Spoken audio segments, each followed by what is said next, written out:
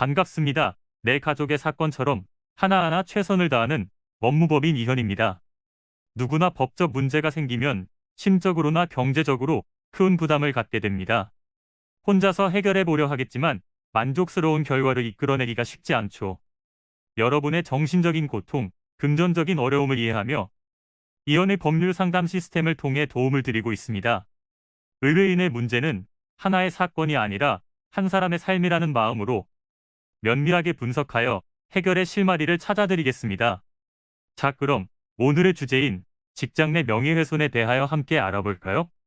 명예훼손죄는 형사적으로 처벌이 이루어지는 범죄로 타인의 이미지나 명예를 실추시키는 사실 혹은 허위 사실을 적시할 시 성립하는 범죄입니다. 즉, 실제 사실을 말하는지와 관계없이 본죄가 성립할 수 있습니다. 직장 내 명예훼손이 발생하는 상황은 상사가 부하 직원에게 다른 직원들 앞에서 모욕감을 주는 등의 행위가 있고 직장 동료들 간에 서로 거짓된 소문을 만들어 퍼뜨리게 되는 행동이 될 수 있습니다. 직장 내 명예훼손이 성립되기 위한 요건들을 살펴보면 먼저는 공연성이 있습니다. 이는 개인과 개인 간의 대화가 아니라 다른 사람들이 들을 수 있는 상황이나 불특정 다수가 볼 수 있는 게시판 등의 사실이나 허위 사실을 기재해 명예를 훼손시켰을 경우입니다. 다음으로 특정성이 있는데요. 특정성은 상대가 비방하는 대상이 자신이라고 특정 지을 수 있는 사실을 함께 기재해야 됩니다.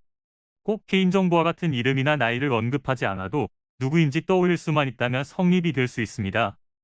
사실을 적시하여 본죄가 성립하면 2년 이하의 징역형이나 금고 또는 500만 원 이하의 벌금에 처하게 되고 허위 사실을 적시하여 본죄가 성립하면 5년 이하의 징역 또는 10년 이하의 자격정지 또는 1,000만 원 이하의 벌금형에 처합니다.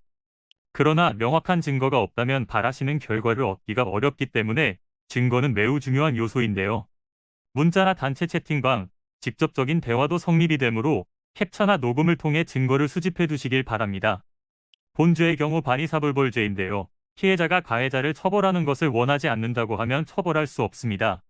그렇기에 피의자라면 피해자와 합의를 하는 것이 매우 중요합니다.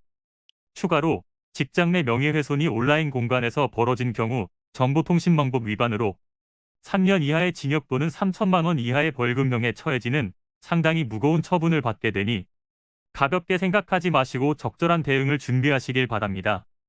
이는 간단히 분석될 문제가 아닌 경우들이 대부분이므로 꼭 법률적인 상담을 받아보는 것이 현명하다고 볼 수 있습니다. 그리고 가능한 한 긴 싸움이 되지 않도록 최대한 빠르게 조치를 취하는 것이 좋습니다. 미루면 미룰수록 사건에 대한 난이도가 높아질 수도 있기 때문이지요. 가벼운 병도 방치를 하면 상당히 무거운 병이 되듯이 이 또한 역시 사전에 바로잡으셔야만 간단한 조치로도 해결할 수 있는 가능성이 높아지는 것입니다. 여러분이 골머리를 앓고 계신 그 사안, 저희 법무법인 이현에게 알려주세요.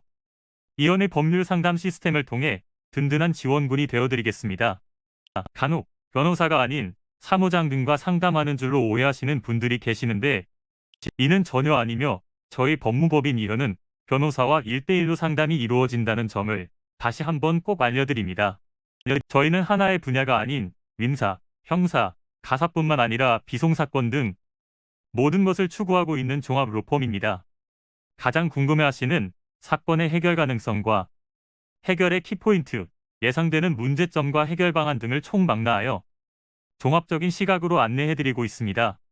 보다 정확한 상담을 위해 전국, 전 지역 상담 접수를 먼저 실시하오니 해당 화면에 보이는 번호로 먼저 연락을 주시면 친절한 안내를 도와드리도록 하겠습니다.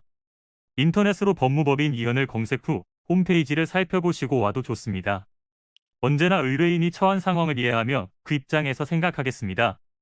저희는 법무법인 이현이었습니다. 감사합니다.